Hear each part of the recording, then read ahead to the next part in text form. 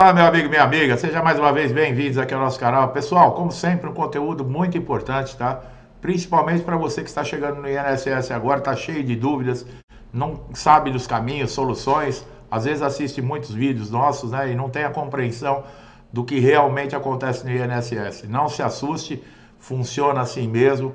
Aqui no canal, né, nós temos diversos conteúdos aí à sua disposição para você assistir quantas vezes você quiser, de onde quiser, o horário que quiser, tá? Não paga nada, tá? Então aproveite nosso conteúdo, né? Nós vamos falar aqui do auxílio de incapacidade temporária, porque o INSS está sempre renovando, né? Normas, diretrizes, então sempre aparecem novas regras, né?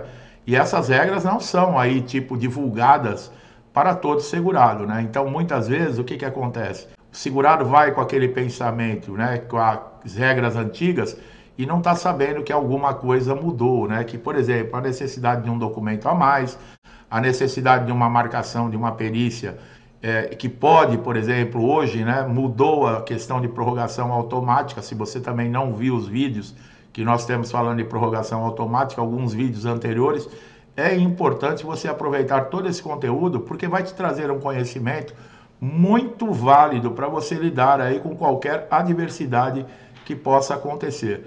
Então, o auxílio, né, de incapacidade temporária, mais conhecido como auxílio doença, é o benefício mais pedido no INSS. Também é o benefício mais negado e é o que mais gera, né, ações judiciais, né? E o judiciário é aquilo, né? Tá abarrotado. Você não se assuste, né, quando nós falamos que um processo judicial ele é cansativo, porque só o ano passado, em 2023, foram 4 milhões de processos, né, contra o INSS em todo o país, né? É o campeão, é o recordista de processos em toda a justiça, o INSS. Então vamos lá, né? Por exemplo, quem é aposentado, ele não pode receber o auxílio doença, já que está com um processo em andamento também, né, para obter uma aposentadoria, seja por tempo de contribuição ou por idade, ele pode receber o benefício de incapacidade temporária, mas ao se aposentar, ele vai ter que abrir mão, tá? Você não pode ficar recebendo, por exemplo, você se aposentou e continuar recebendo, no caso, o auxílio doença. Existem requisitos legais, né? É aí que pega, tá? Novas regras que o INSS utiliza e não divulga.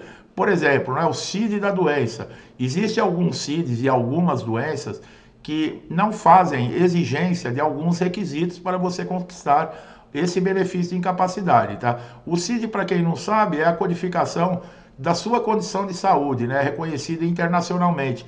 O médico, muitas vezes, né, só de ele olhar no laudo e ele ver o CID, ele já identifica qual é o seu problema. Por isso que muitas vezes o perito do INSS, eu não estou dando razão, né, também não generalizo, né, aqueles que não têm ética, que são más profissionais, mas muitas vezes basta ele olhar no CID da doença que ele já sabe qual é o estágio, né, e o estado que você se encontra de saúde. Existem outros requisitos que são importantíssimos, né? Por exemplo, a incapacidade temporária. Você deve estar temporariamente incapacitado para exercer as suas funções, né? E geralmente você vai ficar 15 dias de afastamento, que ainda é responsabilidade da empresa, e o INSS a partir do 16º dia. Com relação à perícia, ela tem que ser marcada até 30 dias para você. O segurado, quando ele faz o pedido de um benefício de incapacidade, é porque ele está impossibilitado de exercer as suas atividades. E a responsabilidade, quando passa para o INSS, deve ser o mais rápido possível a concessão, a liberação desse benefício, para que esse segurado ele consiga sobreviver. E o que acontece? Tem muito segurado aí que fez o pedido e está aguardando. É um dos problemas muito graves que acontecem, né? Por isso que eu falei no início do vídeo, você que está chegando, que não tem conhecimento, vale muito a pena você assistir os nossos vídeos aqui, os conteúdos anteriores aqui no canal, porque vai deixar você consciente das dificuldades. O que você tem que saber é qualquer problema que um direito seu seja negado no INSS, existem recursos. O último deles seria a Justiça Federal, né? O Juizado Especial Federal. Mas há possibilidades de se resolver antes. Então vamos lá. O auxílio de incapacidade temporária, né, popularmente conhecido como auxílio doença, é um benefício essencial, né, para trabalhadores que estão temporariamente sem condições de exercer as suas atividades laborais por doença ou acidente de qualquer natureza, tá, pessoal? Existem dois tipos de auxílio doença, o previdenciário que é esses acidentes, por exemplo, que acontecem um dia de folga, você está na sua casa, se machuca, você sai para se divertir, fica doente, né? E existe o auxílio-doença acidentário. Esse acidentário, ele refere-se ao acidente de trabalho, tá? A responsabilidade da empresa. Nós sempre falamos, porque existe alguns casos no INSS, que inclusive nós já acompanhamos, que era um acidente de trabalho, código 91 do auxílio-doença, né, que é o auxílio-doença acidentário, e colocaram no INSS, a empresa não emitiu a CAT, que era o comunicado de acidente de trabalho, enviou esse funcionário, esse segurado, para o INSS, e o auxílio-doença que ele passou a receber foi o previdenciário. Quer dizer, isso tira a responsabilidade da empresa. E muitas vezes são lesões, são doenças que causam sequelas devido aí à negligência da própria empresa. Pessoas que trabalham, por exemplo, em locais insalubres, com periculosidade, equipamentos de segurança, carga horária excessiva, tudo isso é responsabilidade da empresa. Existem normas, existem leis, né? E as empresas muitas vezes elas exigem muito e acaba tendo esse tipo de problema. Então, o que a empresa faz num caso desse? Ela manda lá o segurado para o INSS que está acidentado, negando aí praticamente que foi um acidente de trabalho, para fugir das responsabilidades. As novas regras foram implantadas, né, com o objetivo de melhorar a eficiência na concessão do auxílio-doença. Principalmente a de prorrogação automática tem encerrado, que agora só existe duas situações, e esses segurados que estão pedindo auxílio-doença, que estavam renovando sem fazer uma perícia presencial, hoje eles vão ter que comparecer frente a frente com o perito, né? Volta aquele sistema antigo. O tempo que vai ficar de auxílio-doença, quem determina é o perito do INSS. Enquanto você estiver incapacitado, né, na teoria, o perito lá do INSS, ele tem que manter o seu afastamento. Não é isso que acontece, né? Muito lindo as coisas escritas no papel, mas na prática nós sabemos da dificuldade que é, né? Com o avanço de tecnologia, por exemplo, agora é possível você realizar perícias médicas, fazer pedido dessas perícias através do portal Meu INSS. Significa que você também pode enviar documentos, exames, laudos, tratamento, histórico cirúrgico, todo documento digitalizado. Você pode usar essa ferramenta que é o portal Meu INSS, que eu indico por ser uma ferramenta essencial. Mas ela não serve só quando você vai necessitar, nesses casos do INSS. Para você que está recebendo um benefício, devido a essas mudanças que acontecem, muitas vezes a convocação, por exemplo, para o pente fino, né, que estão falando que começa agora em agosto. Vamos ver como vai ficar a situação aí no caso da greve dos funcionários do INSS. Mas para você que já está recebendo benefício, é importante que você saiba se tem algum pedido novo do INSS, se o seu benefício está ativo, se existe algum cumprimento de exigência. Você que está na reabilitação profissional e ainda, né, foi encaminhado, mas não foi chamado pela assistente social, não participou de nenhum curso, você pode olhar, né, através ali dos anexos e do detalhamento o que está acontecendo, o que o INSS anda fazendo com relação à sua situação. O INSS, ele intensificou ações e controles de fiscalização para garantir, né, que o auxílio-doença ele seja utilizado corretamente. O que quer dizer isso? Quem está recebendo auxílio-doença, tome cuidado. Nós já falamos e eu acabei de falar em vídeos agora que nós fizemos ontem ou dias anteriores com relação a trabalhar recebendo o auxílio-doença. Existe um cruzamento de dados hoje feito pela inteligência artificial que não é difícil saber, tá, pessoal? Então, é muito importante. Essas mudanças, essas regras, elas têm impacto direto sobre o segurado, tá? Tanto positivo como negativo, né? Eu já falei, a inteligência artificial, ela pode sim, por exemplo, acelerar processos, tanto dentro do INSS como na própria justiça, né? É uma coisa boa, mas ela também pode ser utilizada para prejudicar, né? Existem os dois lados aí. Essa digitação, por exemplo, para vocês terem uma ideia, ela diminuiu significativamente a concessão do benefício, segundo o INSS, né? Segundo as informações do INSS. Nós não temos, né, por exemplo, as metas que foram cumpridas, quantos benefícios foram concedidos através da digitalização, mas com certeza é melhor do que você ter que comparecer, por exemplo, presencialmente numa agência do INSS como antigamente, para levar uma conta de luz para comprovar um novo endereço. Hoje você faz isso digitalmente através do portal Meu INSS. Então, com certeza deve ter dado uma melhorada. Mas não é por isso que também nós vamos facilitar para o INSS, né, pessoal? Nós temos sempre que estar ligado, porque o interesse em receber o benefício é seu. Nós, para um órgão público qualquer, não só o INSS, nós somos olhados pelo CPF. Não é uma pessoa, você não é físico, você é o CPF. Então, para o INSS cancelar um benefício, ele está cancelando um CPF. Né? Não interessa se a pessoa tem família, se é a única renda, quais são as condições. Você deve ser o interessado. Sempre o primeiro, colocar um passo à frente.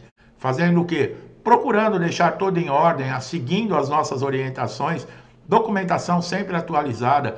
Receber uma convocação, por exemplo, para passar numa perícia, seja ela dentro do pente fino ou fora do pente fino, você já tem que estar preparado. Não fique aguardando ser convocado para você arrumar toda a documentação, porque muitos documentos são difíceis e tem prazo para você conseguir conquistá-los. E isso pode atrapalhar. Se a perícia for marcada antes e você conseguir um documento, você já vai comparecer na perícia com um documento faltante. E pode ser esse motivo que o perito vai utilizar para falar, não, eu não posso liberar o benefício para você, porque você não me trouxe documentos que comprovem aí a sua incapacidade. Então, sempre um passo à frente é importantíssimo, tá? Com relação à Justiça Federal, né? Você só vai comparecer na Justiça Federal depois que pelo menos você for negativado aí nos seus direitos uma vez no INSS. Você não pode, por exemplo, antes do INSS falar que você não tem direito ao benefício, você querer entrar com uma ação contra o INSS. A Justiça Federal exige essa negativa. E você guarde, por exemplo, a carta, né, dizendo quais foram os motivos alegados pelo perito para indeferir, né, o seu pedido de benefício, porque tudo isso, juntamente com a documentação que nós falamos atualizadas, elas vão ser anexadas a um processo para apreciação de um juiz. E outra também, esses documentos servem porque no caso de incapacidade, quando você entra com ação contra o INSS, você vai passar por perícia judicial. Né? E muita gente às vezes confunde achando que o perito judicial ele é diferente do INSS. E eu sempre falo nos vídeos, ele é um perito. Sendo do INSS ou da Justiça, ele está ali para fazer uma avaliação da sua condição de saúde. Então, para você não muda nada. Da mesma seriedade que você tem que tomar cuidado dentro da perícia, por exemplo, no INSS, o seu comportamento, né? Ficar dando pulo lá na sala de espera, né? Sorrindo, conversando, e quando entra dentro da sala do perito, ele está arrastando o pé no chão, curvado. Você tem que tomar cuidado, tem sempre alguém de olho, pessoal. Tá? Não é assim. O perito também, só de olhar, ele é um médico. Se você alega que tem um problema na coluna, ele deixa cair uma caneta da mesa dele do lado de você e pega para mim. A hora que você abaixa, ele já sabe as suas condições. Existem essas pegadinhas. Tá? O perito ali, é sério, é o trabalho dele. E ele não vai se sensibilizar com você.